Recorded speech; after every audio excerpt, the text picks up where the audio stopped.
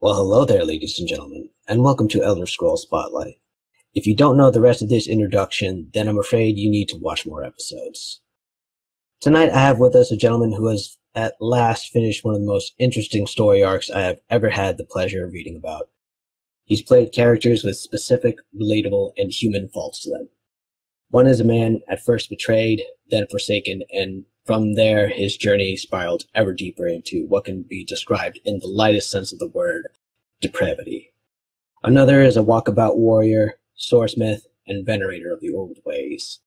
In this land torn apart by conflict, this Hagathian-born son of Yokuda is a proud crown steeped in his tradition. And finally, we have the knight, if you could call him that, a Breton who believes in honor. A word it seems he barely has any understanding of. He has also just finished a 10-month-long plot that we spoke of earlier. Some of you, I'm sure, have taken part in, and in which we'll cover tonight. Ladies and gentlemen, tonight we have with us Art. Welcome to the show, dude. God help you. Well, thanks for having me, man. Thank you for coming on to the show. It was a bit hairy getting you on, but we did it. We did it. Yep, we got it. So how you feeling? How you doing now that it's all behind you? In one word, I would probably say relieved. Absolutely exhausted, and that's 3 words, but yeah, we're just really relieved, honestly. Free at last. Free at last. Thank Lord Almighty, we're free at last. You have no idea. It's great not having to send messages and make homesteads and make caves and all this stuff. It's great. I'm sure you've had to spend like a lot of money and time to set up those homesteads. 200K on rocks. You're kidding. No, it's maybe 300K. I don't really remember, but it was just a lot of money on rocks. Was this for the finale of the beast? No, actually, well, it sort of was, but mostly I did a lot of stuff in Homestead, and so I made a lot of caves. It was like through multiple houses. It was just constant cave making the day of. It was pretty fun. Okay, gotcha. So we were talking a bit earlier, but we share a point of commonality in that we're movie buffs. You're probably a bigger movie buff than I am. I asked you this question before, but for the sake of the episode, I'll ask you again. What are your favorite movies? American Psycho, Fight Club, and American Beauty. It's like my materialistic trifecta of the 90s. Why are they your favorite? American Psycho, sort of, the director is a woman, and that's I think she brings an interesting perspective, and Christian Bale's performance as Patrick Bateman is always sort of very interesting to watch. In Fight Club, I think it's probably one of the best put together movies with David Fincher's directing. Okay. And American Beauty? Oh yeah. American Beauty is, I like the themes mostly about it. It's not really, it doesn't jump out, I'd say, as much as the other two, but it's definitely there. Definitely there. Fight Club, I have to say, revolutionized my way of thinking when it came down to thinking about material possessions. It's like you said, the trifecta materialist view of the 90s. I definitely concur with that. It kind of, I don't know, what was your first reaction when you realized, when you discovered the twist of it all, when this was all in shock. It was like, I wasn't one of the people who guessed it. I've had friends who have been like, yep, I knew it all along, or they guessed it well beforehand. But man, it was like this dramatic shock because I did not see it coming. And it sort of was a cool introspective moment of what do I really have, what have I been believing in? And I don't know, I really like that about the movie. The thing that kind of socked me in the gut was that one scene where he pours the I think the soap salt all over yes, his hand. He's like, we spend so much money on shit we don't need, living lives that we don't like, or something like that. No, it speaks to a kid. You know what I mean? When I say kid, like a stupid, angsty teenager. Yeah, it seems like a half-baked philosophy that someone took to an extremes. And I love that about the movie, is that it presents this fascinating moral question of, is this right or is this wrong? Sort of not giving a side and letting someone choose, but also kind of making the side that you'd expect to be like the bad side towards the end win. That was a very kind of unique twist on it, and that goes back to the book. No, not the book, I believe. I think they changed the ending. I can't really remember the book all that much, but I know that there were some differences between the movie and the book. Have you read the graphic novel, by the way? There's a sequel. I have not. I have not. I hear good things about it, though whether that is true or not remains to be seen. Exactly. Who is your favorite director?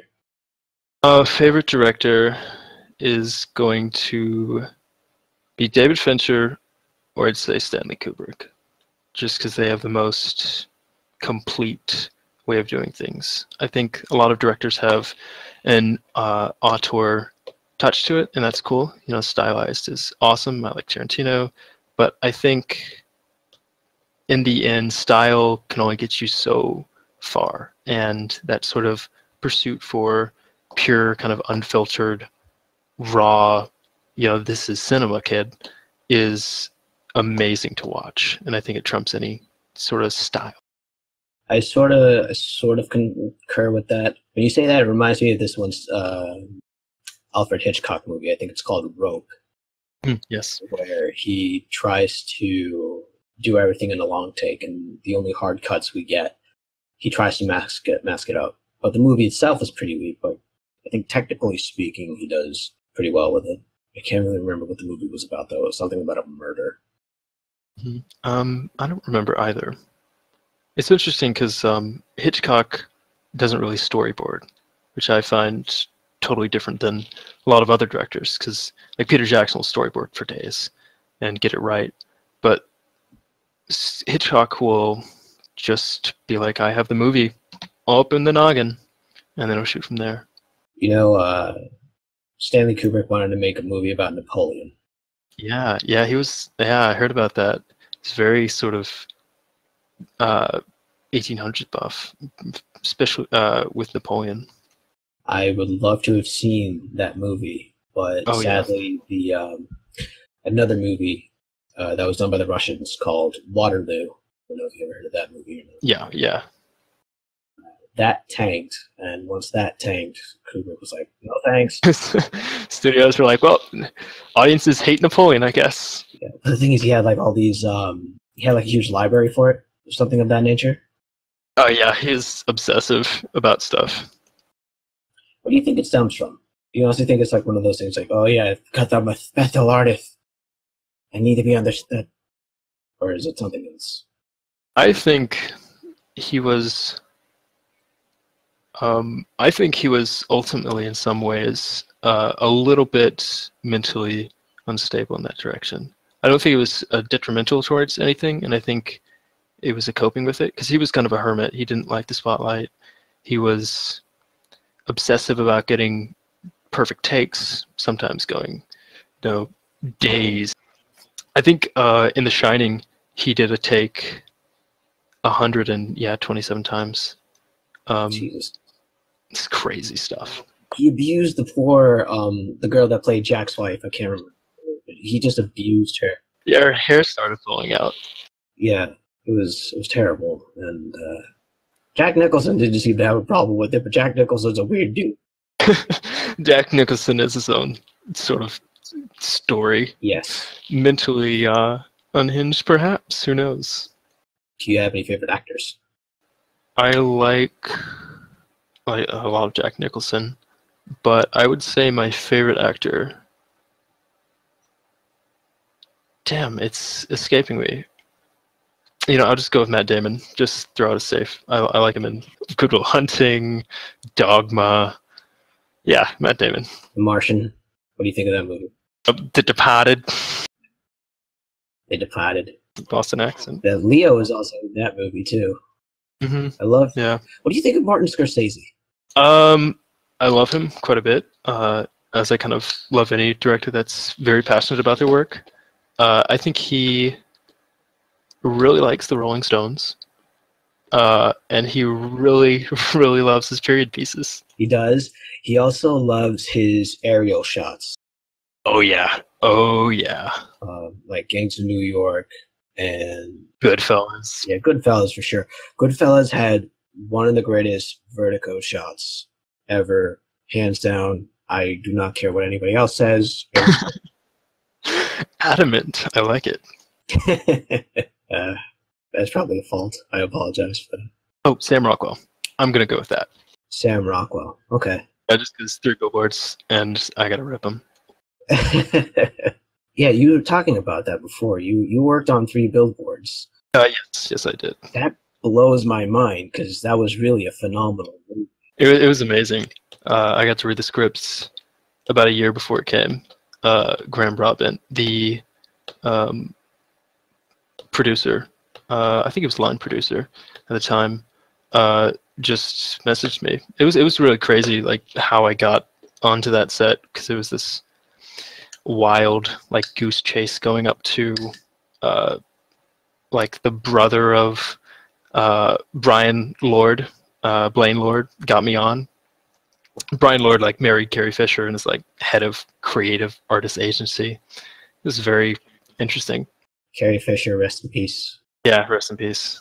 So, why don't you tell the listeners what it is that you do that has been able to get you into so many different projects? Sort of a motley of everything, I guess. I do some visual effects. That's mostly my forte, but at the time I was working as a production assistant, fetching coffee for just everyone on set. It was pretty fun. So that's actually a thing? Oh, absolutely, absolutely. Fuck, I always thought that was like a huge like fucking stereotype or something. Oh no, you're fetching coffee day one. They hand you a radio and they're like, "Hey, Frances McDormand needs her egg roll. Go get it." And you're like, "Okay, time to go down to Crafty." Unless you're Woody Harrelson's assistant, and then you have to go find like very fresh vegetables for him. He's a weird dude. Yeah, he's a very weird dude. But you know what? He's friends with one of my political heroes, Bill Maher, so I'll give him a small pass on that. Small pass, small pass. So, who is your favorite film cinematographer? Because that's an underappreciated role. Roger Deakins, absolutely. Roger Deakins. Okay. What sort of work did he do? He did a lot of the Blade Runner stuff, Sicario. Did he do 2049? I think, yeah, I did. Yeah, I did. That's awesome. I loved. Yeah, he's amazing. No Country for Old Men, Shawshank Redemption, a lot of Spielberg stuff. No Country for Old Men. That's an iffy movie for a lot of people. You either love it or you hate it. Oh, I'm firmly in the love camp, but I usually like any cinema that actually tries. What do you mean by that? Okay, so if you look at half the movies that are out today, you just have these kind of boring mishmash of movies that don't really try, and they have no heart and no soul, and it's just ugh. It's like it's phoning it in essentially. But if you have a movie that tries, damn it, I will love it, and that is why I will always stand by Tommy Wiseau's The Room, without a doubt. Okay. What is a movie that tries and what is a movie that doesn't? Do you mean is a commercial movie like, say, okay, here's an easy example. Transformers, right? Does that movie? Oh fuck, Transformers. Transformers is one of those movies that I hate with such a passion, just because it's like the epitome of popcorn cheese.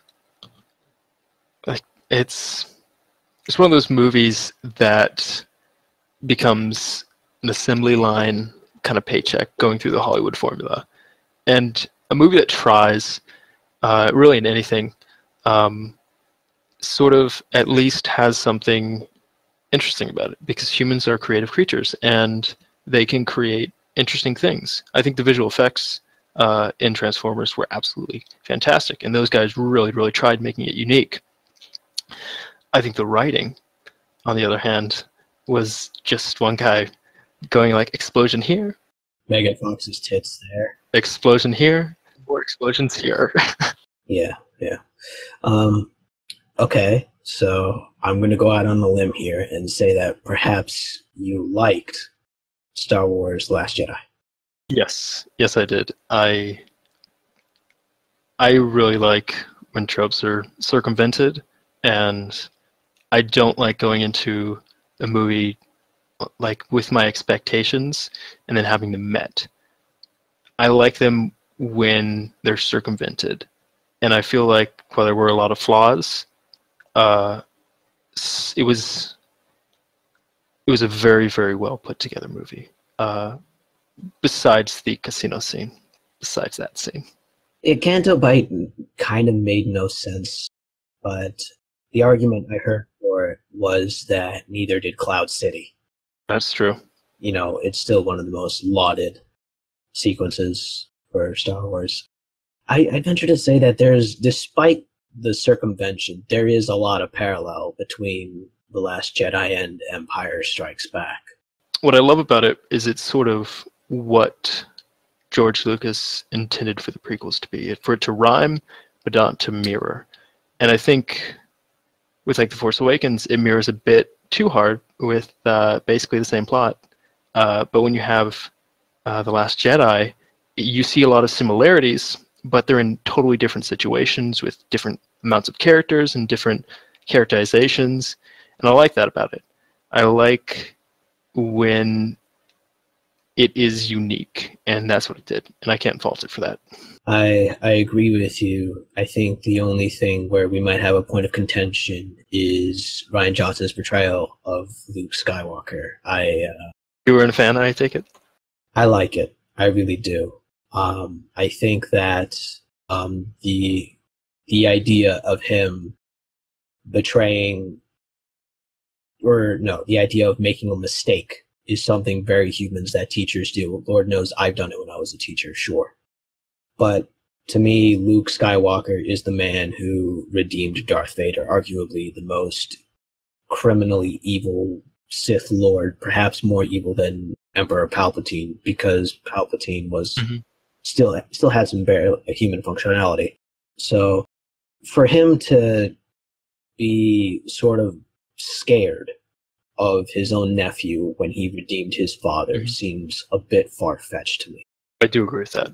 But you know what? I respect Johnson's visions because, like you, I do like circumvention of tropes. I do think that I will argue that Last Jedi is a love letter to Star Wars in every sense of the word. But he's not my Luke Skywalker. He is Luke Skywalker I respect, but he's not mine. Does that make sense? Yeah. I totally understand what you're saying. Moving on from that, because I shouldn't be ranting on my own podcast. What can you do? Yeah. Let's get into the actual questions, because, you know, getting into the program is a thing. I thought this is the movie podcast. Where are you from? How old are you, if you don't mind? I am 20 years old, and I am from North Carolina. You are 20? Seriously? Yeah, most people were like, Jesus. They thought I was way older, a lot older. What the fuck am I doing with my life that I'm not on sets like 3 billboards? Different paths.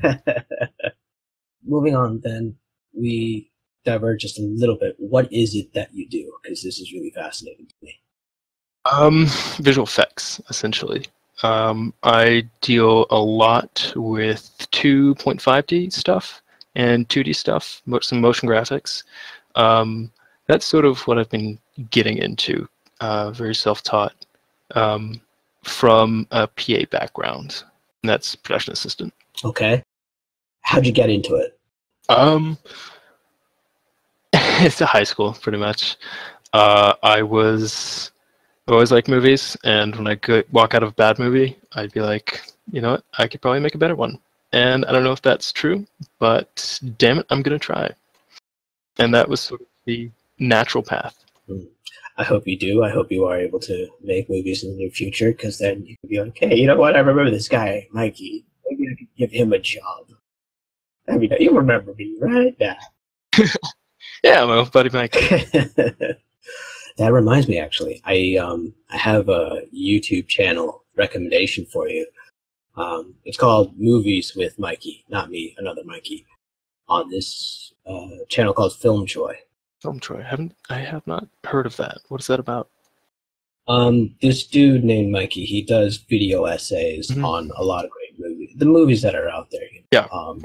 Some of the less movies that sort of try and have an artistic vision, like you said. But he breaks it down on another level. So, for instance, he made a movie called In Defense of the Last Jedi, which has made quite, obviously ruffled a few feathers, right? Proverbial feathers, yes. He also did a movie about Logan, because Logan is also a phenomenal movie.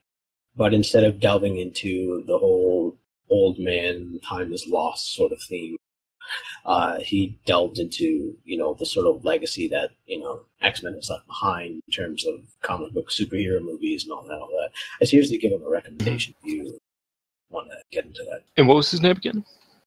The guy's name is Mikey. Movies with Mikey. That's what it's called. Movies with Mikey. Cool. I will write that down. Moving on, though. How did you first get into video games? When I was 6, no, not 6, a little bit older. Yeah, definitely older. I don't really know when, actually. There was, Spore came out, and that was like my first game where I was like, holy shit, this is awesome. Because you could create everything, there was evolution stages. Yeah, I was definitely older than 6. And that started to, I'd like sneak out of my room at night and just go make things on Spore. I was really loving the creation aspect of it. The gameplay was a little bit stale after a while, but damn it, I love that game. I can't say I've played Spore. I do recognize the name. I think they stopped making games in like mid-2000s. Oh yeah, Spore was such a bomb. It was hyped, and then it was just they failed to like deliver on a lot of their promises. They were like talking about using it to teach evolution in their classrooms with it, and it was just never really that advanced. So another instance of where the game fails to live up to the hype. Yeah, but I was young at that age, so I didn't really care about the hype. That's understandable. What is your favorite video game? My favorite video game would probably be Total War Rome. Okay. All right. We are you. I see you two are a man of culture. Yes, I am. Right. Oh, yes, I am. Are you a history buff? Do you like history at all? Yes, I do. Awesome. So what do you know of Roman history, if any? I know of a decent amount if I think about it, and very little off the top of my head. So, okay. History, quote unquote, buff. Okay. Let's get into it just a little bit. Go for it. Okay. Top 5 favorite Roman generals. No clue there. Wait, Caesar.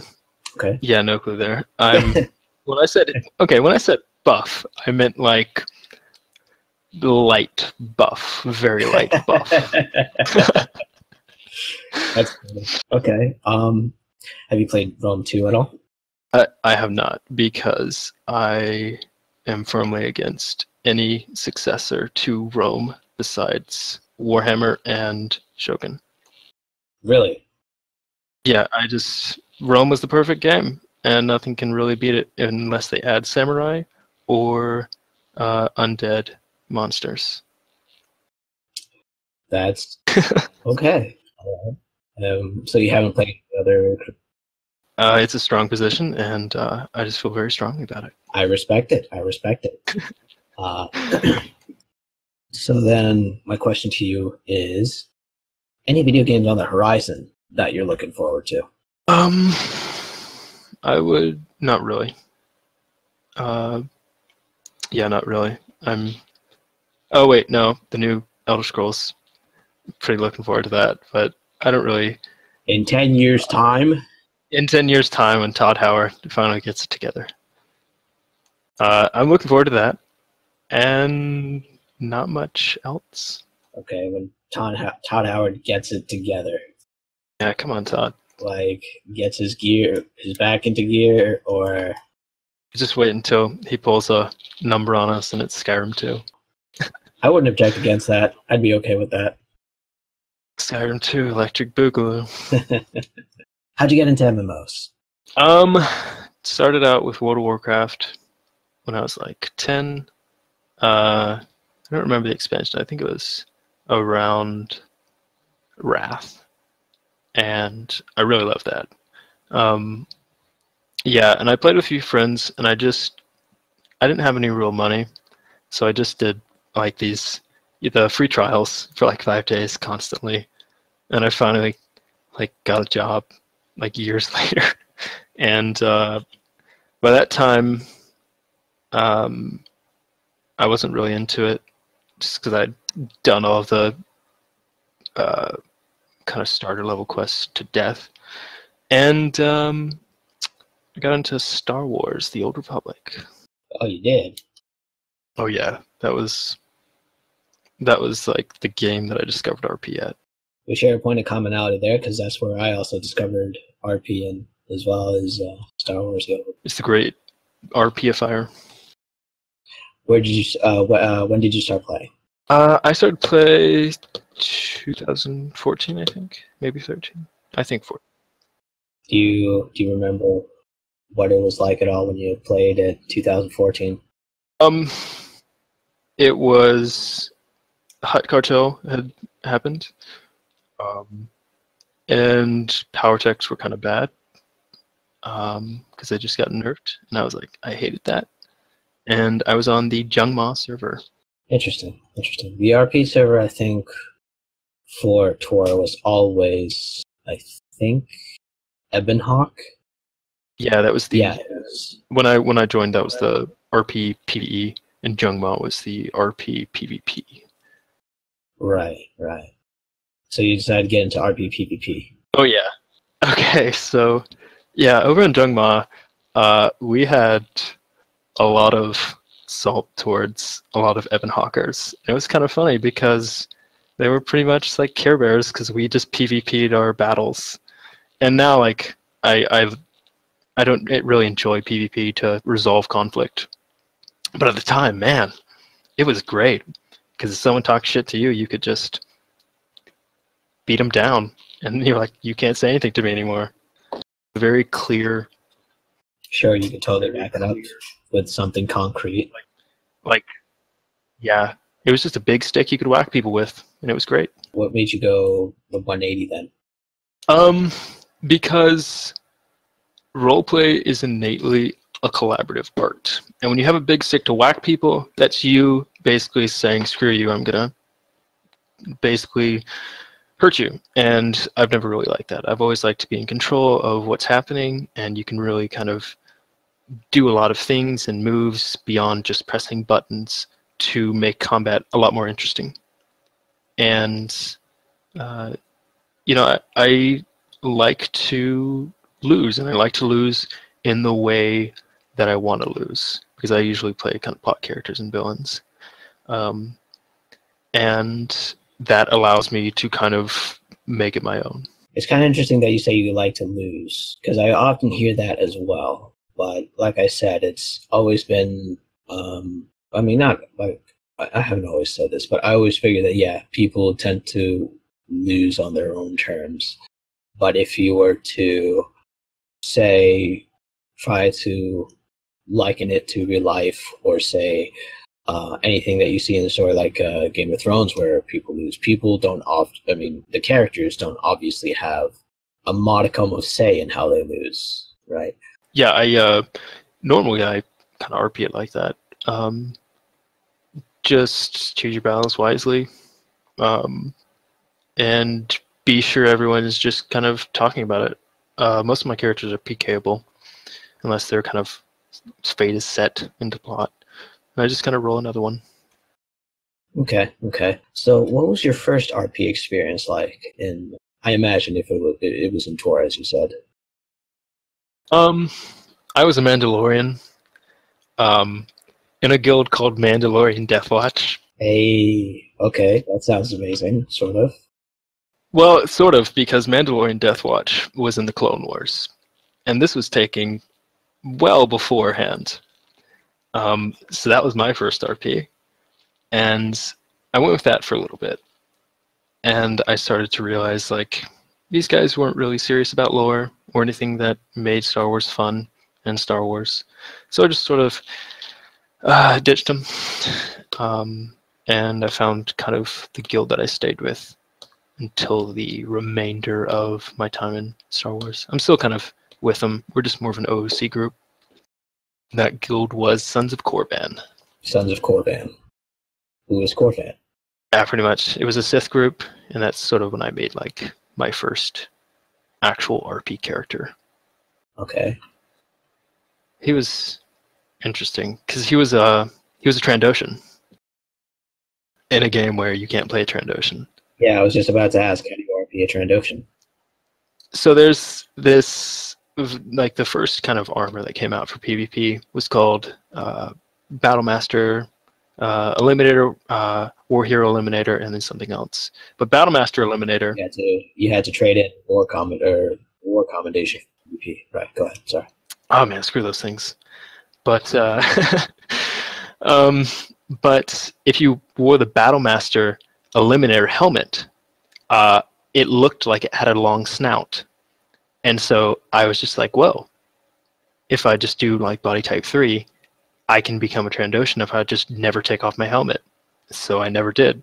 And for like 3 years, I was just this Trandoshan who would enslave people and sell them at auction. How did your time in Tor come to an end? I got burnt out, essentially.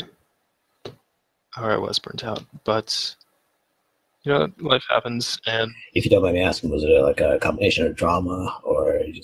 Oh no drama. The guild leader that we had was like, he's sort of this analyst, and any drama that ever had a modicum of popping up, he was just instantly handled it. So I never really experienced drama until ESO. Probably.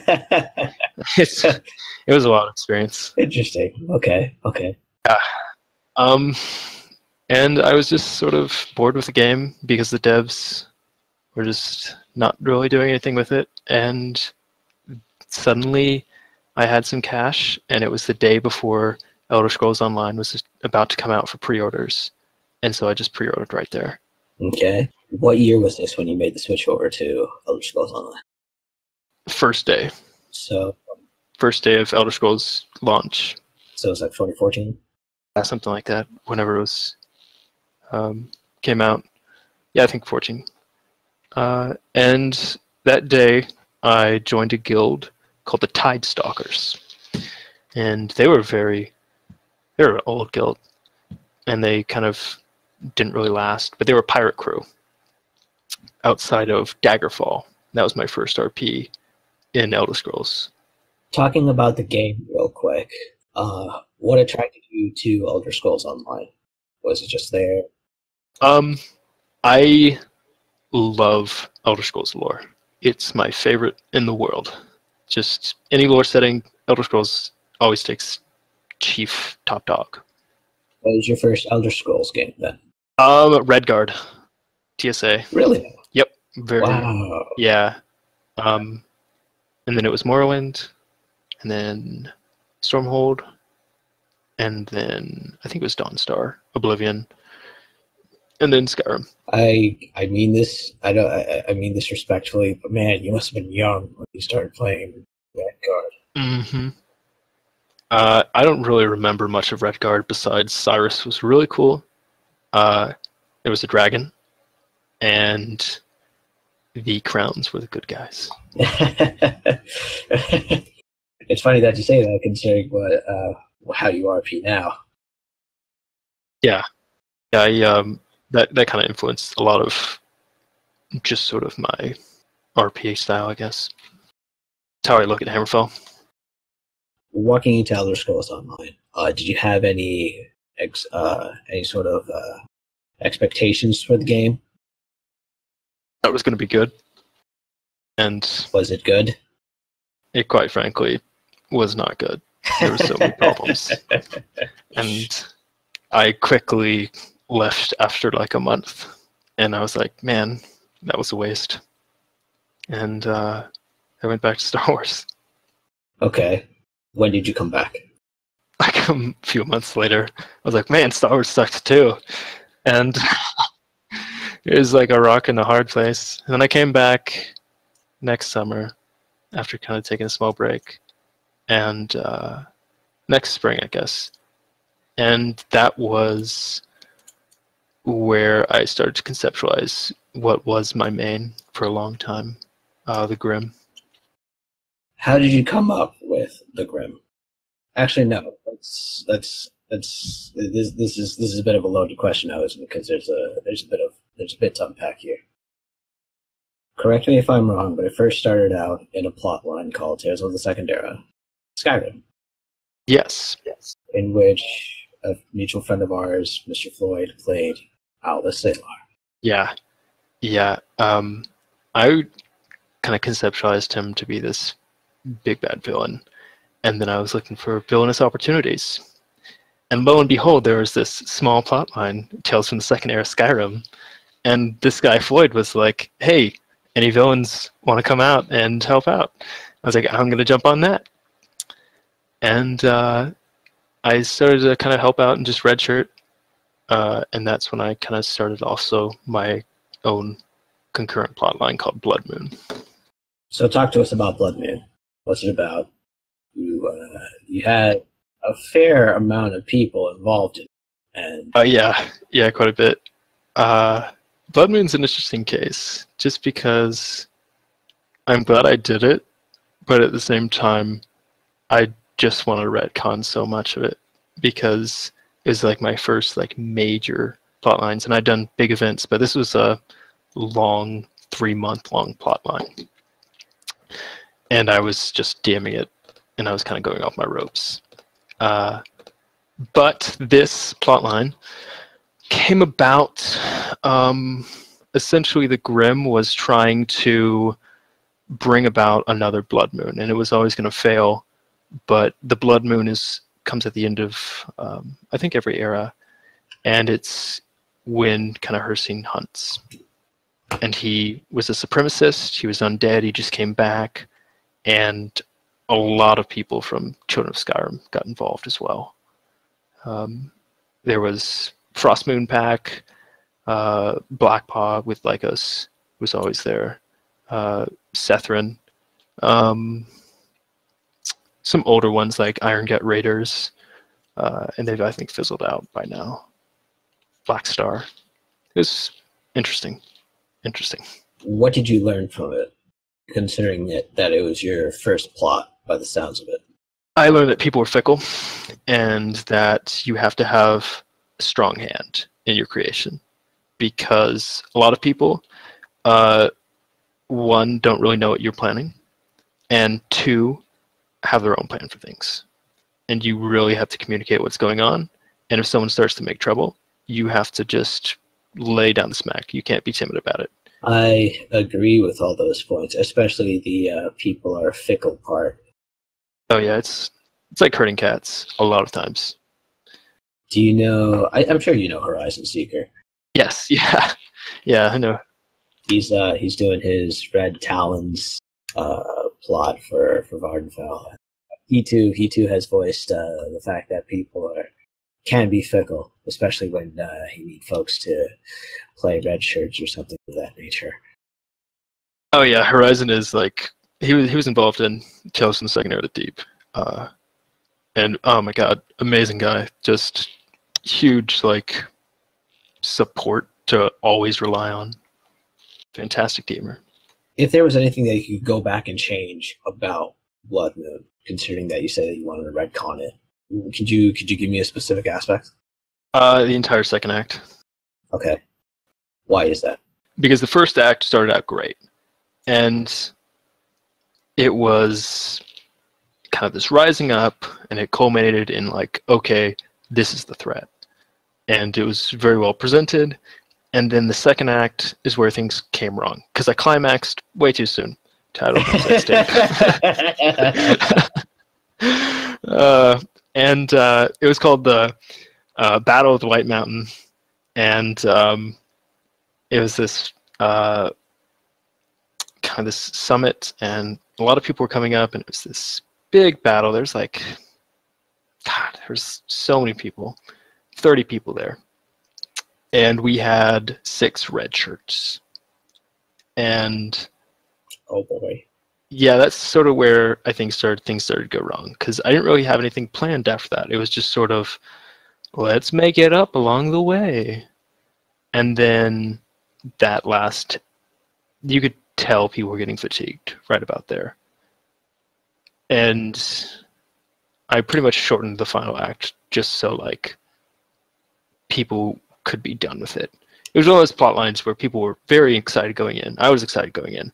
And towards the end of it, I was just like, I want to get this through. You know, it's kind of how a lot of authors feel about their books. They have a great idea. They think it's going to do good. And then by the end of it, they're just like, I just want to get this over with. I always kind of put it to running the mile. And in the mile on a track, there's 4 laps. First lap is great. You're just going good. You're going fine. You're going to have your PR time, personal record. And you're gunning on that. Second lap, you're doing pretty good. You're getting a little bit tired, but you know what? You have 2 more laps to go. You're almost through. Once you get past that, then you get to the third lap, and you're like, God, kill me now. I hate this. It's the hardest mentally, I think, because you have another lap, and you're just like, I want to be done with this. And towards the end, if you ever get out of that mental state, you can have a really awesome finish. But if you stick to that mental state of, it's basically screw this, it's very hard to kind of get into that last sprint and finish out that lap. And I see that a lot with plot lines that sort of peter out halfway through. Mm. Well, let's flip the question just a little bit then. What was your favorite moment of Blood Moon? Favorite moment was kind of set, 2 moments. When the Grimm met Alice Kylar. And the Grimm is kind of this undead lycanthropic supremacist. It's a very bad dude. Hates vampires. But Alice Kylar was a vampire.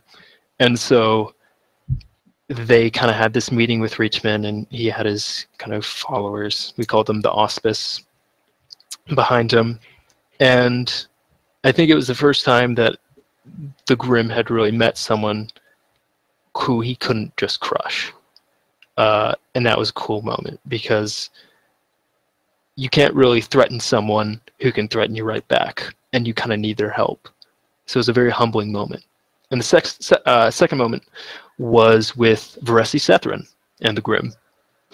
And that set up this amazing RP that's just continued over like 2 years. And it just finally kind of concluded in this emotional, amazing finish. And that was when he bit her, kind of infected her. And the player who plays Varesi, Morrow, is just an amazing person. It's just been awesome to RP with her. Now, moving on then, we come now to your next plot line that you did with, which also starred, I believe, Mr. Grimm. I shouldn't call him Mr. Grimm, but that's what Honduran called him when he first met. Mr. Grimm.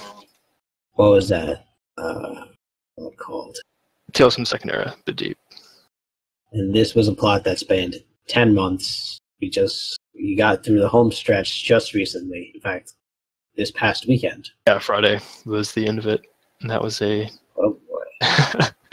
I've just been telling everyone that I'm like recuperating and resting. It's vacation RP for me. Here I am being an asshole, dragging you on. Yeah, pretty much. So let's talk about the Deep. How did you first conceptualize it? Where did the idea first stem from? So there was this. There's a dungeon called Elden Hollow that I'm sure everyone has done before. And towards the end of it, there's a really cool sequence where you have to get out of this cave, or this kind of summoned darkness will kill you. It'll just suck you into the ground, and it's horrible, and it's amazing. And that was the entire inspiration, pretty much from the bat. I was like this monster, Bogdan, I think it's who he's called, but just watery. I think that was how I pitched it. Okay, and you had also several different storylines going with the Deep. That I looked at the chart. It was a little hard to understand. Yeah. There was let me find it here. 1, 2, 3, 4, 5, 6 different threads that popped up, including the main one, and they all had different people investigating, involved different things, and they were all kind of came together towards the end. So let's jump into that. How were you able to, because it sounds like a monster of a thing to coordinate 6 different threads of storyline all converging into one point. How were you able to keep that all cohesive within the narrative that you were thinking about? So a big thing was that I decided right off the bat I'm not going to do big events. Only towards the end was that really like a big event. I just do singular events with 1 to 4 people, and it would just further the plot, do some character development. I was pretty much like just RPing with a friend, and that helped a lot with kind of getting everyone not burnt out towards the end. Because when people aren't burnt out, they're so willing to help out and do things. That was such a boon towards this goal. But I had a Discord called the Morthus Plot, and I made a wiki essentially of every location, every person, and people had spectator and spoiltator tags, and spoiltators could see the spoilers. Because coming into it, you must have had a lot of time on your hands to make a wiki. Yeah, there was, I believe, 80 entries. Wow. Just channels, and then I have about 80 books written. It was a lot. It was very much. And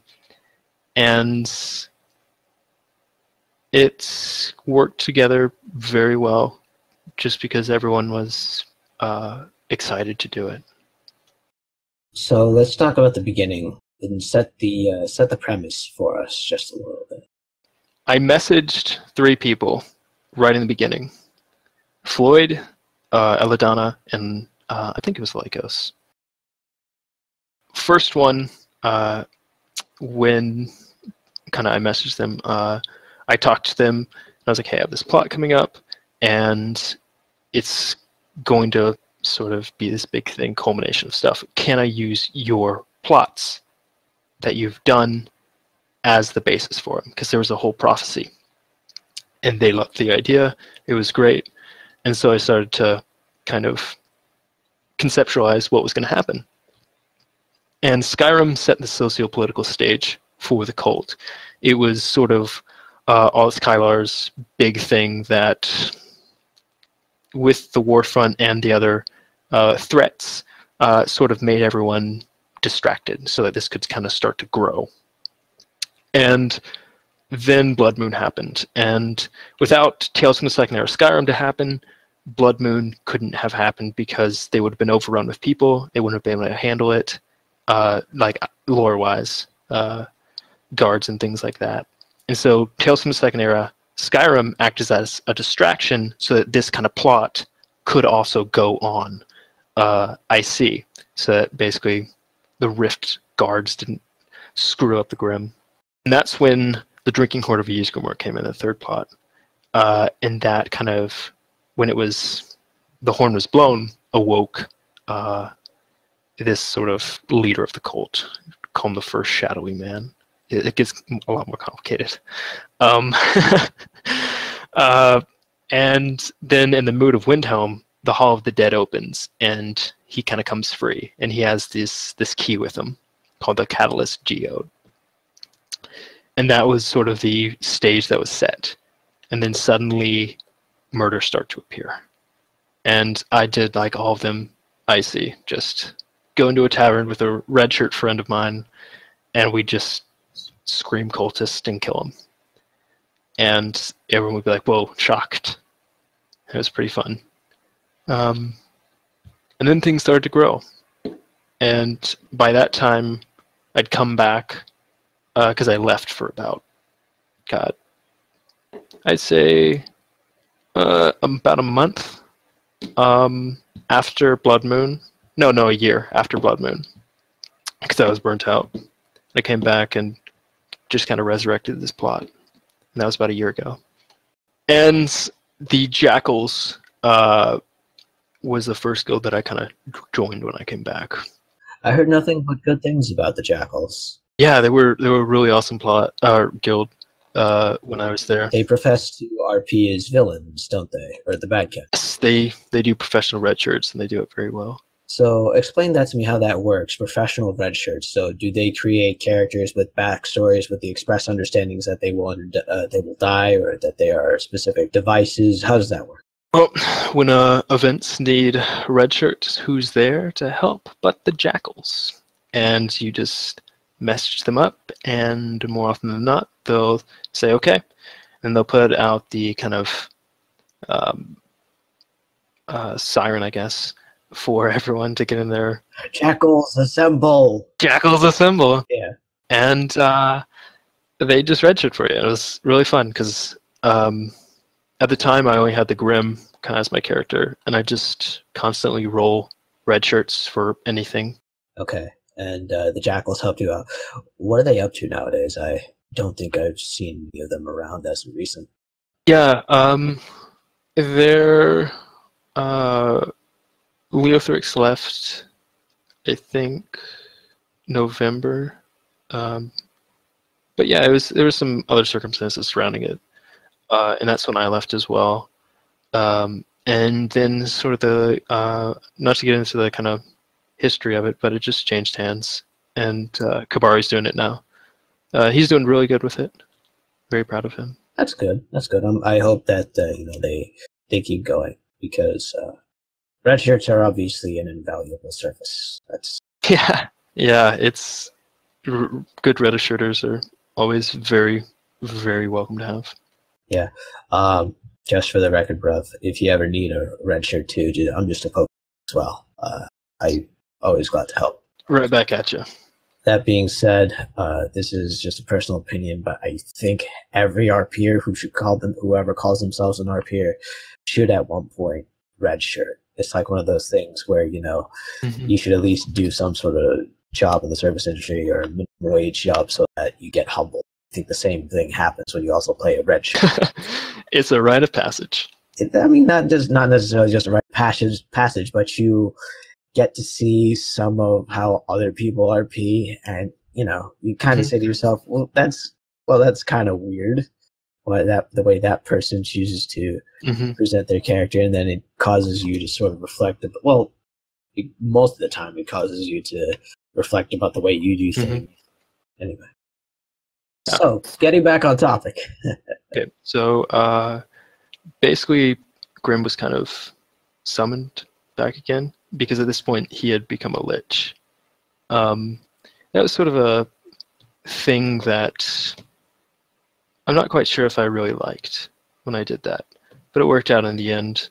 Why is that? Why didn't you like it? What didn't you like about it? Because lichdom is one of those things that kind of is extremely powerful, and you have to be very careful with that. Okay. Just because, like I said kind of before, I guess, roleplay is a collaborative art, and if you suddenly have all this power, well, that you have to limit your interactions with people, because if they piss you off, and if you have, let's say, a supremacy complex and a tendency to anger and are a werewolf, that happens a lot, and they can't really do anything about it. So you have to kind of hide outs into your RP. That's what I found I had to sort of do with him. And a good out at the first part was that he's kind of a dog on a chain. When Leothrix summoned him back into this, bound him to this suit of armor, he was kind of at her mercy because she could just unbind him. No. It's like an evil, racist Alphonse Elric. That's possibly the greatest comparison I've heard in a while. Who is she? She is a pirate, sort of pirate, but more of a just a general bad bossmer. Was this your character or somebody else's? This is Leothrix's character. Gotcha. It was. She summoned him, and they had a really interesting relationship for kind of a very long time that I really enjoyed. And then kind of when it was towards its end, it ended. So let's get into Grimm's backstory here just a little bit before we continue. Grimm is a Red Guard, hailing from the First Era. Yes, he. I wanted to make him a bit more interesting than just I'm evil from 50 years ago. So it allowed me to do some interesting things with him. One, I needed kind of his quote-unquote superpower is willpower, I guess. That's kind of his one strength. He's not an extremely good fighter. He's not really good with magic. He's just extremely determined for a lot of stuff. And so I needed kind of a good crux for that, and that came about with being a sword singer. Just because you have to have a very high willpower. And I made him, I believe, a first-rate Unsay. Not really combat. They can just kind of form like a crude sword. And that's one of those things that I'm, again, unsure if I should have really done that, but it really doesn't matter. And he fought in the Siege of Orsinium. And there he was kind of betrayed. And that was his fall from grace. And that kind of fueled this complex of if I could be betrayed right here by allies, because the Bretons were allies, and historically they basically betrayed the Red Guards at the Siege of Orsinium, then I can be betrayed by a lot of stuff. And that kind of was the start, the catalyst for his descent into kind of tragedy. Off the record here again, but I hear some background music coming from your end. Is everything okay? There's nobody breaking into your house or anything, is there? Oh no, that was my talk. My bad. He just walked behind me. Okay, all right, cool. Because I just heard something like just scratching. Yeah, I was like, "Oh God, he's gonna get bugged." Clack, clack, clack. It was his nose. So, his descent into tragedy. Why do you call it a tragedy? Because was he a good guy that turned bad? What makes his journey a tragedy in your eyes? Because he believed that what he was doing was correct in essentially his actions, and he cared about his people. He'd had a bit of more complex tragedy happen to him in the past, dealing with my plot. That is, it gets complicated, but essentially kind of a testing ritual, I guess, is the best way to put it from another character of mine. And he fell from that grace, and he fell from that zeal, and he betrayed a lot of what he was kind of taught by his father to believe in. So, as he lost faith in his beliefs, he ventured north towards the Rift, didn't he? Yes, he did. And that is sort of where he became a lycanthrope. And he took that, he kind of developed this hunter-predator prey relationship and philosophy. And that philosophy was what carried him through a lot of stuff. And that, when he became a werewolf, was the big, I guess, climax of his kind of life at that point. And then he died about 20 years later. So he went from Anakin Skywalker to Darth Vader once he turned into a werewolf. Would that be safe to say? Yeah, that's a good comparison. What's his relationship? Or no, let's delve into his philosophy a bit more. When you say hunter-prey relationship, is it sort of like survival of the fittest, only the strongest hunter survives, or?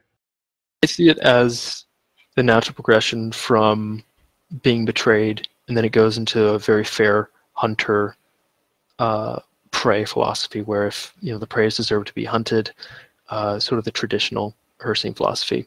But I think it goes a bit deeper than that, because I see him as not someone who is content with fairness, and he festers. And that festering is essentially what sort of makes him become a corruption. Because he isn't about fairness. He's not about giving prey a fair chance, and as the hunt is, the great game.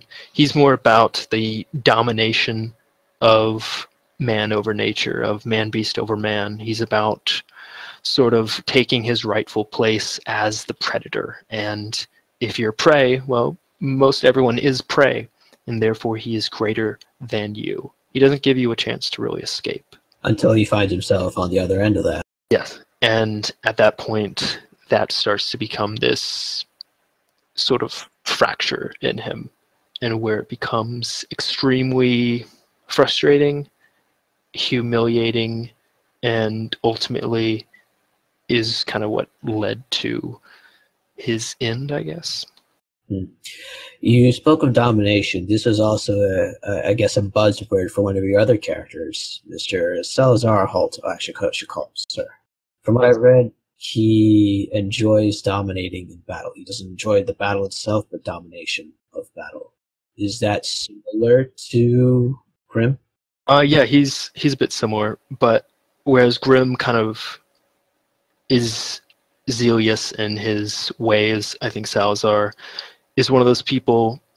The concepts that I created them was Grimm was a corruption, and a corruption knows what it is and isn't repentant about it. But Salazar is about duality and hypocrisy, and he acts like he doesn't really like to do these horrible things, I guess, but it always comes out, and it's always kind of the dark secret for him.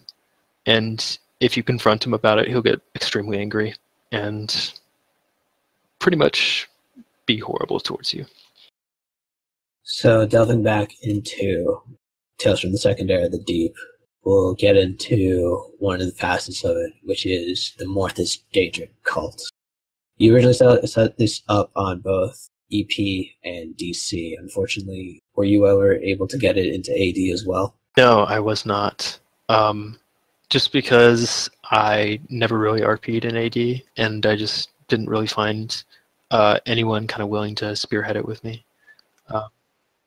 Yeah, so it was just basically DC and EP, and mostly DC actually. Through the mid part, I had no EP people until I guess the 1, 2, 3, 4, 5th act, I think. So what is the Morthus exactly? Let's break it down for our listeners. What is their ultimate goal, and what do they worship?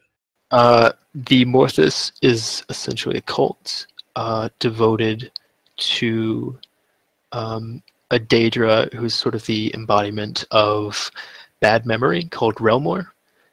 He also has other names like Grainbane, Volkaz, his Elnifex's name is RLLMR. But he's sort of this ancient Atmoran demon that has kind of been bound through some metaphysical juju in Oblivion. And they want to essentially bring him about so that he can kind of not really take over the world. I feel like was a very boring plot if I did that, but more just be free and sort of feed, I assume, on kind of bad memories. How is the Morthus related to Grimm and the wider scope of the plot? The Morthus, Grimm is sort of the distraction for them. They wanted him dead in Blood Moon, and because it was too soon for him, because the cult was just kind of first beginning again, because it's kind of had phases as the leader has sort of come in and out of cognizance. But Grimm sort of was bound, and they kind of kept an eye on him, and then finally, once Goblin Stone happened, they were like, okay, now we can kind of make you ours. And it was interesting because I planned for him to be bound to them and have a much larger part in the final act. But then Vishal basically came in and changed that, which is really fun to see. How did you change it?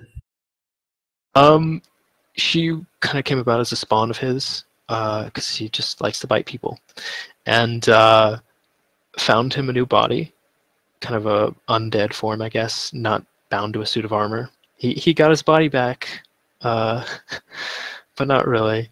Mm. And kind of broke a lot of the Morthus's control over him, and that was unexpected, totally. But it was a very welcome surprise.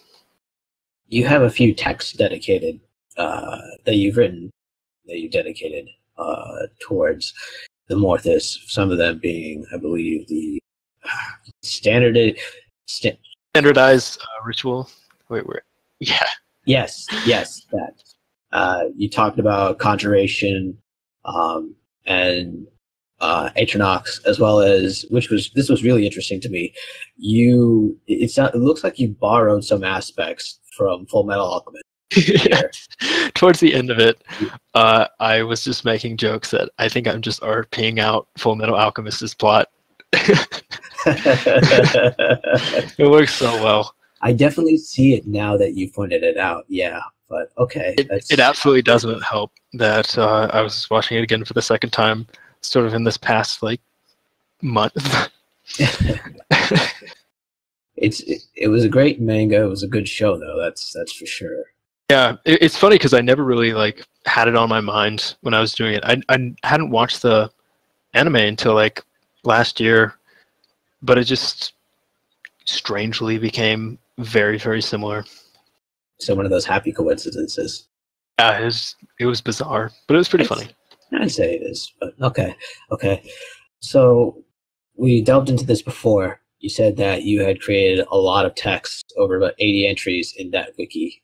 How many? Yes. Do you have an estimate of how many entries did you make for the Morthus cult? Morthus cult, I would say 5, 6, probably 20 or so. Okay, and books, scraps of papers, notes, diagrams. You were really shooting for that Elder Scrolls feel, weren't you? The fact that the players could find some of these lore books somewhere and get it. I told these people nothing, OOC. I told them barely anything IC, and they figured out everything about this on their own. They figured out what everyone's purpose was through books, scenes and investigations, and vague bits of dialogue from my villains. Interesting. It was interesting because everyone had a different perspective as we were going into this. That was all what the plot threads were about. You had people investigating the disappearance of this ancient Nedic tribe called the Lacra in Kingsguard Glenumbra. You had this mysterious Order of the Siren going around the Illic. You had the main Morthus plot. You had Grimm. You had this Akaviri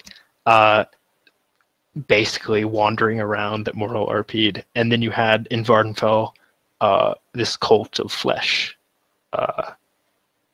basically kidnapping people. And inside those threads, everyone started out on their own. They all had unique experiences. They all got unique pieces of information.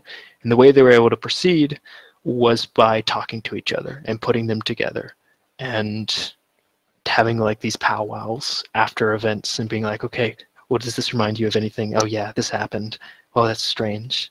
How does this fit together? Now, these powwows that you talk about, these exchanging of ideas, did they happen organically, or was this something they had to sort of steer them towards doing? No, I would be so tired after because I get up. Well, I start the event at 9:30, and that would go until about 1 to 2 o'clock. And by that point, I'm like, okay, guys, I'm probably gonna go to bed because I'm tired. I have work, and they'd be like, okay, you go to bed, and we're just gonna talk about this stuff. And they'd sit outside or go to a tavern and just discuss. And it was so cool to see for the first time. See, that does sound cool, but at the same time, I don't know, to me, it seems like it would be kind of like a breeding grounds for something for it to go way off the rails if they misinterpreted a clue or some sort of text. Oh, they misinterpreted so much, and it was so fun because you'd have to, you couldn't really find everything off of it. They thought it was a Hermaeus Mora cult for a long time until they found another text, and they put it together with the cross-referencing it with the Volkaz tomb, which is like the big book of doom. They thought that this kind of lead cultist, Zorat the Plague Man, God, I forgot what they thought, but then they cross-referenced his name with like tax documents from Bergama in the first era, like 900, and I did like, God, 1, 2, 3, 4, 5, 6, 7 tax documents I just wrote over the years, and they just figured out stuff. Man, that's a lot of writing and a lot of. So whenever they went off the rails, you steered them back just a little bit with a little bit of a nudge through more text, it sounds like. Nope. I wrote most of the stuff to begin with, and I would actively encourage them to misinterpret things. It was like, I'm not going to help you at all. Figure this out. You're going to have to do some reading. It's there if you look at it this way. And, I think some people in there, Indaros and Taraka especially, were very, very strong intellectually and just getting to brass knuckles about things. And that was a lot of them just discussing and theorizing, and everyone else to kind of feed them a lot of information is what I found. Okay, let's move on to another story thread. This one is called The Order of the Siren. Order of the Siren, yes. That was, they were sort of this humanitarian organization, just going around, and they sort of found bodies to send to the cult of the Red Drac, who had a Leviathan they were serving. And the Order of the Siren would go around and get beggars, and they feed them for a while, and then they just kind of kidnap them. That started about, and that was Rotten on the Marshes area. They were that was who led them, I suppose. And then some people started hunting them, and they just sort of started going into every other plot line, which was pretty fun. You mentioned the Order of the Red Drac. What were they about? Yes. They were a cult of flesh, and the leaders believed that you could ascend a mortal form and not kind of die to anything. And their leader was the Burned Martyr, who had this kind of artifact ring, where if you were stabbed, it was sort of like Darth Sion. You could kind of hold yourself together. No blood would come out. But once you took off the ring, blood would come out. And you couldn't heal yourself when you had the ring. So it was just like these, once you put it on and you had a mortal wound, you're stuck with it there for the rest of your life. If you take it off, you're like a corpse walking. And so he was kind of this proxy group set up by the cult, the Morthus cult. So it was a cult and a cult. And people started investigating, and they kind of discovered a lot of stuff about it, and Vardenfell kind of wiped it out. It was, I think, the third entrance of a Leviathan into that series, and I always kind of made the Leviathans extremely scary and eldritch, and you just ran when it happened. And sure enough, once you started to show them, people just started running. So you had a lot of moving pieces, of which we have covered how many? I don't think we covered all of them, actually. The snake and the craw, I think. The snake. So in this one, you have, it says here, the depths bring a gifted Akavir. VIR is described. Who is the gifted Akavir? What's his story? Serpent Folk from Akavir. And Amuna Hesh was this Akaviri woman played by Moral. And she kind of came about because I was looking for another plot thread, and I messaged Moral, and I was like, hey, you want to join this plot? And she was like, yeah, sure. So she joins, and she starts throwing out ideas, and this is one that stuck.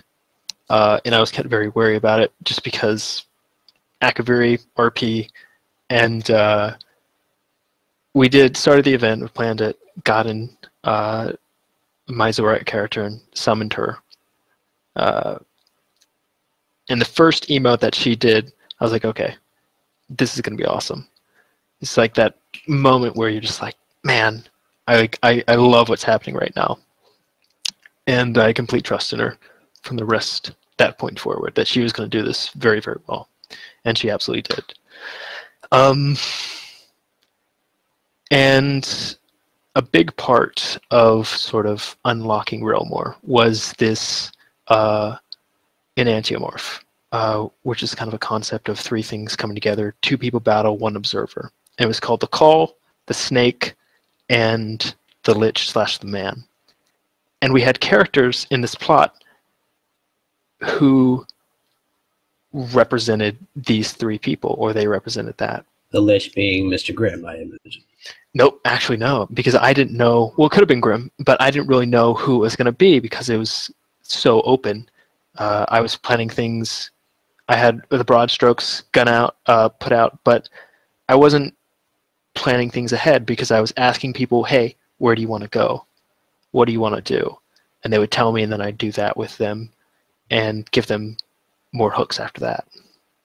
Tell them what they find. Could you give me an example of that? Like, hey, what do you want to go? We'd have a couple, we'd have the event, and usually something else would be hinted at, a couple different hooks. And I wouldn't say anything about it. I'd just say, where are you going next? And they say, okay, well, I'm going to Wayrest to find a boat to go after this crime lord that just destroy this town. And I say, okay, that's the next event. Or I might say, hey, what are you doing next, if they were investigating people in Bergama? And they'd say, well, I'm going to go look into Evermore because these fletchings, I remember being from there. And so they go there. So not only were you created the text at the beginning in order to leave behind sort of lore books for them to figure out the nature of the story thread in broad strokes, but at the same time you were creating events based on what they wanted to do as they were doing it. Is that fair to say? Yes. Towards the end, I made it set in stone because people were... How the fuck did you have all this time? That's why I'm so, like, relieved that it's all over, because it was exhausting. Wow. Really, it's very formulaic. It's very in-depth, I gotta say. Hats off to you, because it's intricate, but at the same time, it's how do I say this? There's a definitive process there, that's for sure. But at the same time, it's an adaptive process. Yeah, that's absolutely what it was. Exactly. So moving on from the snake, we move on to the Lekra. It says here, Rotnun the Marsh visits an ancient site with 4 cultists. He sacrifices them all. Yeah, pretty much. I was what's his name? The Archmage in College of Winterhold. He had that thing where he awoken the Dragon Priest, and he basically had to sacrifice his companions. And I love that. It's such a cool thing because it really puts like this, like, holy shit, this is horrible. You have to sacrifice your friends or you're going to die. And I love that about that sequence. So I was kind of aiming to do that. And so everyone kind of rolled a ton of red shirts, and this kind of head cultist who ended up being the Lich in Antimorph basically went to go look for this artifact, and it was a site where this Nedic tribe had drank dark water, and that gave him bad memories and eventually kind of awoken this revenant who basically killed them all. And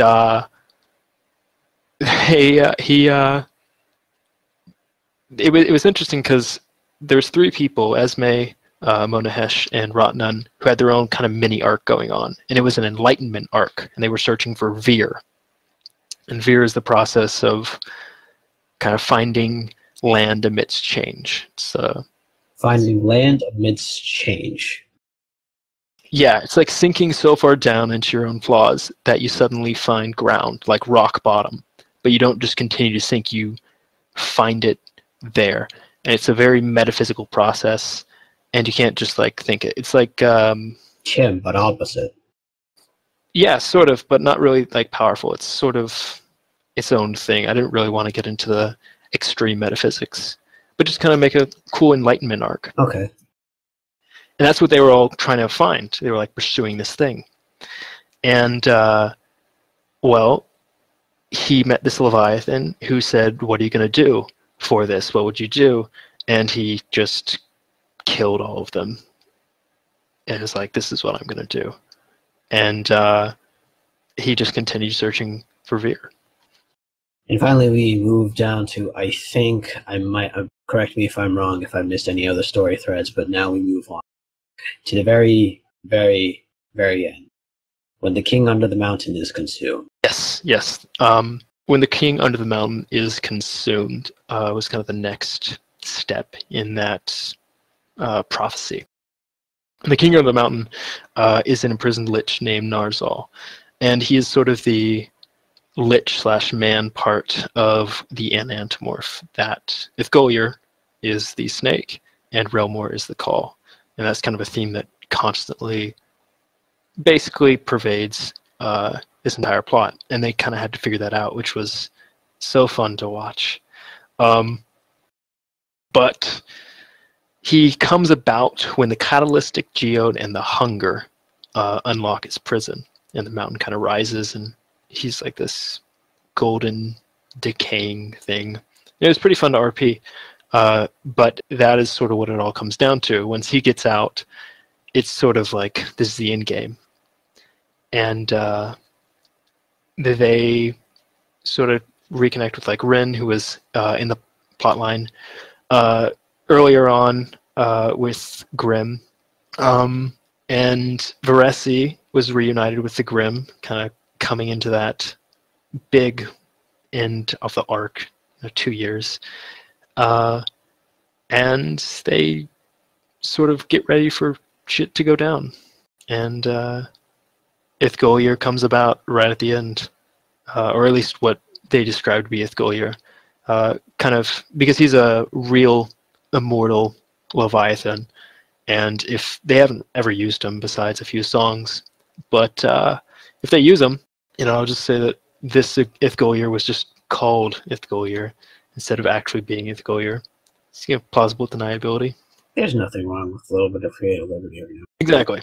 They weren't going to use them anyways. So throughout all of this, where does Grimm end up?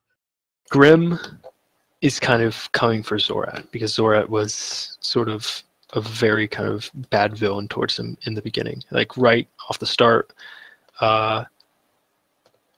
he was kind of tested for this other stuff, sort of having the properties to host the Relmor. And he passed, but at the same time, it wasn't really true, because only a certain type of person prepared bloodline from Narzal can do that. And that was another one of my characters. So they had to figure that out, which is very fun again.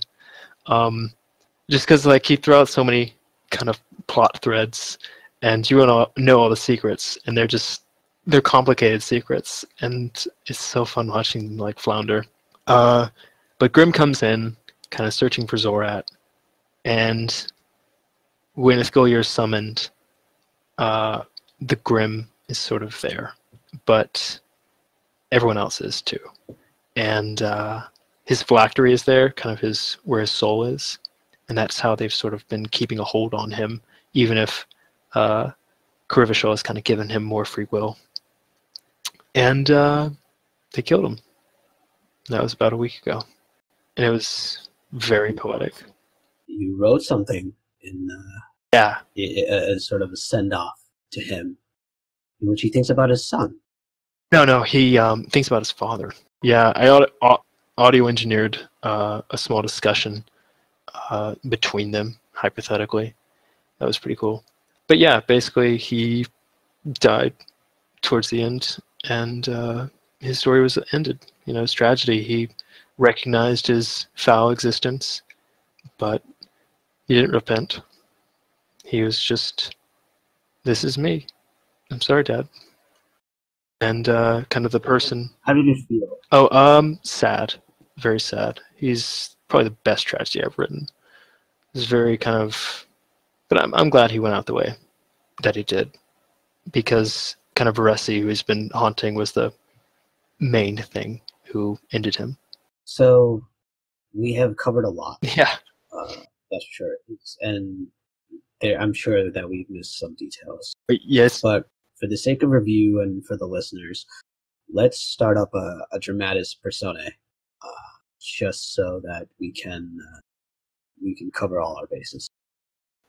So first we have Grim, then we have Zorat, then we have Varesi, then we have Zeril, then we have, oh god, we just have all these people.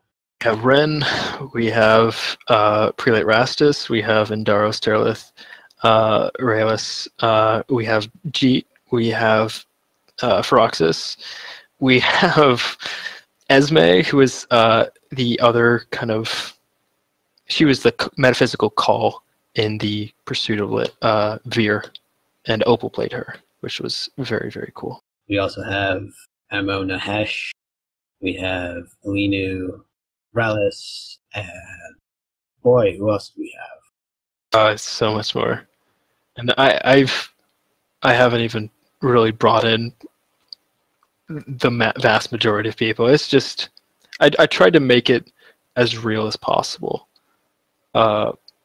So threads sort of ended in. If you went in a different way, you might just get a dead end. So you'd have to backtrack and then kind of find it. I like it how it says here, enter Arden, Wonder Woman theme. Yeah, that was such a cool sequence. Arden Ravenheart comes down, and played by Adri Raven, and this Leviathan pops up. It's like horrible. Everyone's like, holy shit, this is going to be awful. We're going to die. They have a fence. And then out of this portal, Arden just pops up and just is like, so, how's it going? It's just such a cool sequence to watch. Because she's a very kind of powerful character, and the player is very responsible with her. And it was a really cool time to be like, now you have a weapon to fight against these eldritch beasts. So, where do you go from here? You will end up with this massive plot, and you're gonna have some good old R&R. Starts working on another plot, you think? What are you gonna do? I have 1, 2, 3, 4, 5, 6, 7, 8, 9 kind of events planned already. Wow. Just one shots. I can't sit still. But I'm gonna have a 3-day expedition called the Helmatat expedition, kind of investigating an ancient Yakutan tomb. And I'd like to sort of get into the, like, people bring their own tents and things like that, and then they give them to me. I'll set them up in the houses that we use, and then they can kind of just investigate from there over 3 days. So 9 one-shot events, folks. If you missed the more of the plot, you still have a few more chances to get in on the events created by this wonderful channel. It's going to be sort of in a totally not a rip-off of Tamrielic Tales by Varland called The Walkabout, and I'm going to have a Discord server and thread up relatively soon. Cool. Also, I misspoke. I meant to say Tales from the Second Era of the Deep, not the More of the Spot. My bad. It'll be fine.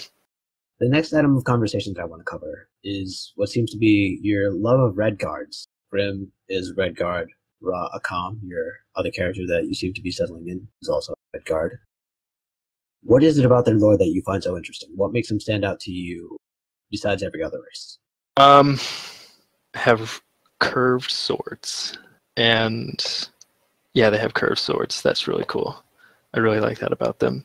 And they have an interesting culture. First game was Red Guard, so I always kind of liked them. And I really like sort of the desert nomad archetype. That's sort of what I'm going for with Rolecom. What is it with Rolecom that you're hoping to get accomplished in RP? Do you have any goals for him? An authentic Red Guard experience? He's engaging on the walkabout, which is sort of the there's two kind of forms of the walkabout in kind of Yakuten lore, and one is the way to get to the far shores, and another one is the path that Frandar Hunding took, kind of when he was just becoming the warrior prince that he became, and the sword singer. Frandar Hunding. The Hundings play an interesting role in Red Guard culture. You have Dabad, you have Frandar. Who else do you have? I think that's just really it. Then you have a ton of other kind of Anses like Yagub and Prince Abba. What is the... This is going to sound like a stupid question, but the way I interpret the Far Shores is that it's basically the Red Guard version of Sovngarde. Yeah, pretty much. I mean, there's minor differences between the two. What are those differences? One is just the creation myth of the Red Guards. It differs a bit because whereas the Nords revere Shore, and that is a very man-centric way of viewing things, the Red Guards view things very much like the Mer, in that they do not revere Shore or Sep, who's Lorcan as well, to the Imperials, or whoever. But Sep kind of tricked them out of getting their sort of crossing over from this great, horrible serpent, kind of Satakal, who ate itself and would eat everyone on it, until Tall Papa kind of figured out, okay, we can get to the far shores and away from this. And he developed a secret. But Shore, and he made Sep to kind of help with that. And Sep messed up and got a little bit greedy and a little bit hungry. And, well, that's how kind of the world was created, very similar to how the elves interpret Lorcan. I see. And so I think the Far Shores aren't going to have Sep there like Sovngarde does. Sovngarde has Shore, right. It's hilariously interesting, the fact that every religion in Tamriel has two constants. They have Akatosh and they have Lorcan as two constants. Everything else is a variation to some degree. Yeah, that's what I love about Elder Scrolls, essentially, is that none of them, those two constants are basically the embodiment of stasis and change. And you usually think of change as this evil thing because it's Sithis and it's Padme, and then you think of kind of the shining light as the good thing, but that is coming from the point of view of the Mer. But if you come from the point of view of pretty much a lot of other races, it's the opposite. and then you have the Argonians with their hist mumbo jumbo. But Yeah, you crazy Argonians in your history. crazy Argonians. Worshipping trees. Worshipping trees. Could you imagine that? Yeah, fucking tree hipsters. I don't. But okay. It's interesting that you would say that because I think I've read somewhere that interestingly enough, man is an annuic presence on Nern, whereas Mer are Patomaic. Now I know I might be getting this wrong, but I'm pretty sure I read this somewhere on the forums. I can't remember where, so if I am wrong, Just switch it right there. Men are Patomaic. men are Patomaic. And Mer are Inuic, essentially. It's sort of a mix of them both, because a lot of Edada are sort of the culmination of the interplay between those two forces. Right. But it's really cool because you see a lot of the same themes go throughout, and if you connect those themes together, that sort of gives you the picture of everything, and then people's perspective muddles it. Monomyth is an awesome read. Monomyth is an awesome read. 36 Lessons of Vivek is also an awesome read. Raymanada is a weird read. What's your opinion on Michael Kirkbride? I like Michael Kirkbride a lot, but I like the weird. But he's probably not my favorite lore master. My favorite lore master is obviously Lawrence Schick. Represent. I gotta get you on the show, Mr. Schick. God damn it. Yeah, Schick, love you. But I think I'd love Michael Kirkbride a lot more if he actually answered all my emails asking lore questions. But I like him. I like a lot of what he does. I always posited the idea that he must have been completely baked off his mind as he was coming up with some of the lore pieces. Oh yeah, a lot of the stuff kind of comes back to Eastern philosophy, which is what I really like about it. It's not sort of this duality of good and bad. It's sort of this, everything comes from one, and I love that about what he brought into the lore, and then kind of expanded on with concepts like Amaranth and just all sorts of stuff. He also, Vivek, his physical representation comes from the unification between Shiva and Parvati. That's cool. Yeah, I can definitely see that. Because for those that don't know, Vivek is hermaphroditic, as same with Shiva Parvati. No, sorry, Shiva Shakti. Sorry. Still though, it does make me kind of chuckle every now and again when I think in my mind, Michael Kirkbride going like, dude, giant bugs, to get to ride on them. Get this. Mushrooms. You know, as Todd Howard always says, Tamriel is a very mundane place. You know, if you took magic out, it pretty much wouldn't mean anything. It's funny that you said that because I mentioned that quote to Enderos a few days back. I seriously did. And I found that quote very alarming. Like, what? I'm sorry. Oh my god, I don't know. I think I want what he was smoking there. Just because it's like, what are you talking about? Look at Telvanni. They levitate to get to their bed. I have this interesting thought. I wouldn't say interesting, but I have this thought about Todd. I highly doubt he'll ever listen to this show, but it's I guess it could be called offensive in some respects. But in my opinion, I think he might be going down the George Lucas route, where I hope not, God no, but you know. But please no, Todd. He he's doing great. He's a genius in every sense of the word. His game design is incredibly. The design process, when I watched the Oblivion documentary, is interesting to watch. But what I figured, what I noticed, especially I guess Fallout 4 being my prime example, it was kind of below par from what I felt that he could really deliver.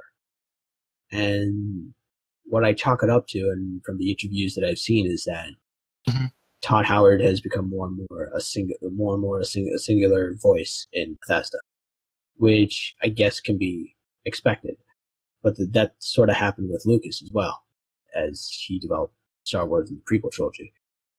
The thing is that yes, man. right, too much yes men, not enough pushback.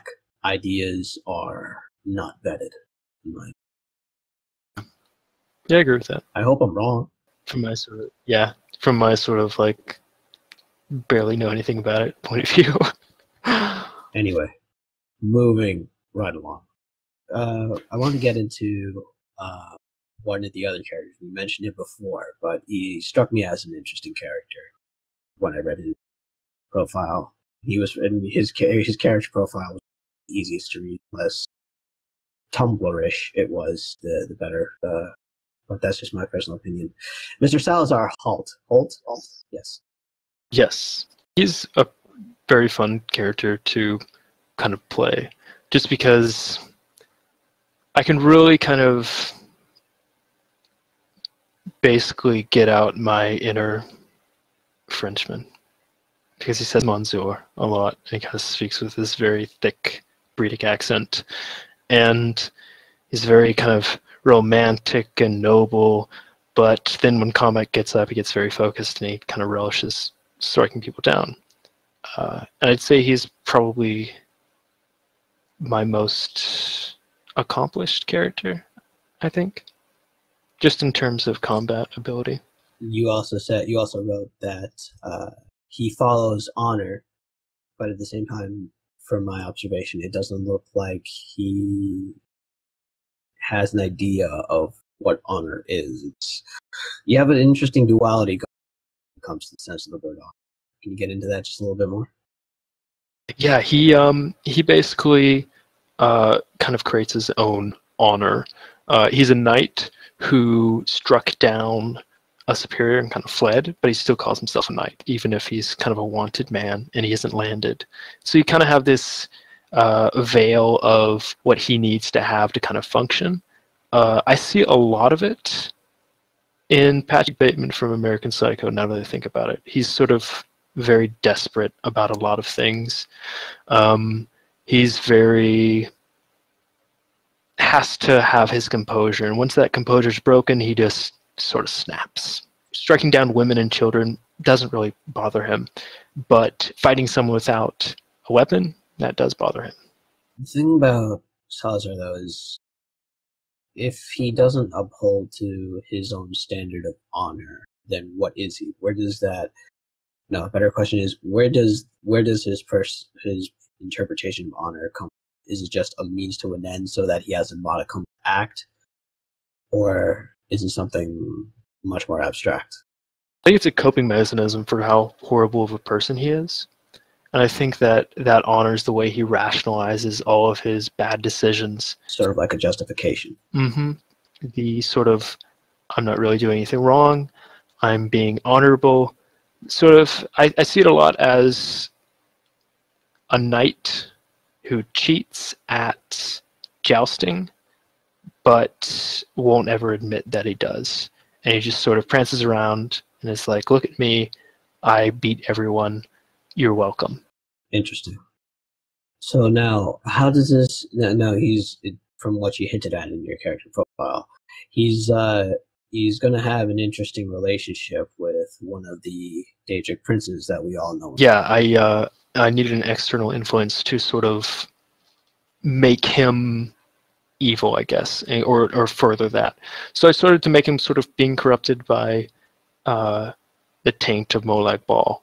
He was a knight in North Point for a while, and then, of course, Montclair's vampire conundrum happened, and he basically started to kind of get worse and worse. Before it was sort of this checked balance, and then he starts to get more and more horrible, and his kind of breastplate starts to shift a bit and starts to become this very ugly, kind of gruesome face. And if he tries to beat it out or does anything, it'll just slowly come back. So Molag Bal is already sinking. I wouldn't say Molag Bal because I don't really like to RP princes, but I would definitely say the taint of kind of the influence, the concept of Molag Bal. So will he be the major player in a plot down the line? It sounds like it. I do think he will eventually, but I didn't really expect this. But he kind of met. I always imagined him to be sort of this lonesome person, and then he met Cincinnati's character Raka, and that basically totally transformed him. He was lawful evil, and now he's become more lawful neutral. And it's going to be very interesting to see how that sort of relationship that's sort of blossomed and has become dependent will change or influence his future. I do think that he's going to have a tragedy, but I'd like to hope that he wouldn't. So what is the relationship between Haraka and Salazar like exactly? What is Haraka to Salazar? I think it's become more of a codependence. Definitely love has blossomed a while ago, which I did not expect, and I don't think she expected at all. But it's been very fun to sort of explore, I guess, what kind of these themes that you don't really get with just plot-based RP. Sort of heavy relationship stuff that isn't sort of external. It is very internal, and it's about two people who might be compatible, but definitely have their own baggage. I know it's a little early to call it, but do you think love could have a redemptive on him at all? Yeah, absolutely. So, moving on then, we've talked for damn near 2 hours now. It's been a hell of a time, and for sure I enjoyed every minute. But I'm afraid now that we have to start moving towards the final portion of the podcast, and then you'll finally be free. All right. So, in this final portion of our podcast, we deal with the 10-item questionnaire, first created by Marcel Proust, delivered by Bernard Pivot, his French program, Bouillon de Cocher, and then finally used by James Newton. 10 more questions, and then you're done. Are you ready? Fantastic. Yes. Shoot. Number 1. What is your favorite word? Favorite word, I would have to say copacetic. What is your least favorite word? My least favorite word would probably be beastly. What turns you on, creatively, spiritually, or emotionally? Probably a good hook to a story. What turns you off? A bad hook to a story. What is your favorite curse word? Gotta go with the all-important fuck. What sound or noise do you love? I love the sound of water. What sound or noise do you hate? Cut. What profession other than your own you like to attempt? Jewelry. Jeweler, definitely. What profession would you not like to do? Ever in a million years, they could not pay you enough to. I would probably say pilot. And finally, for our last question, if heaven exists, if it does, what would you like to hear God say when you arrive at the pearly gates? Here's your character sheet. I love it. I love it. That is one of the best answers I've ever received. Thank you very much. And ladies and gentlemen, that brings this episode to a close. Art, thank you so much for coming on the show. Thank you so much for... Yeah, it was really awesome to be here. I love what you do. It's been a fantastic kind of community program, and I'm thankful to be on. Ladies and gentlemen, this is your commentator signing off. Bye. Bye.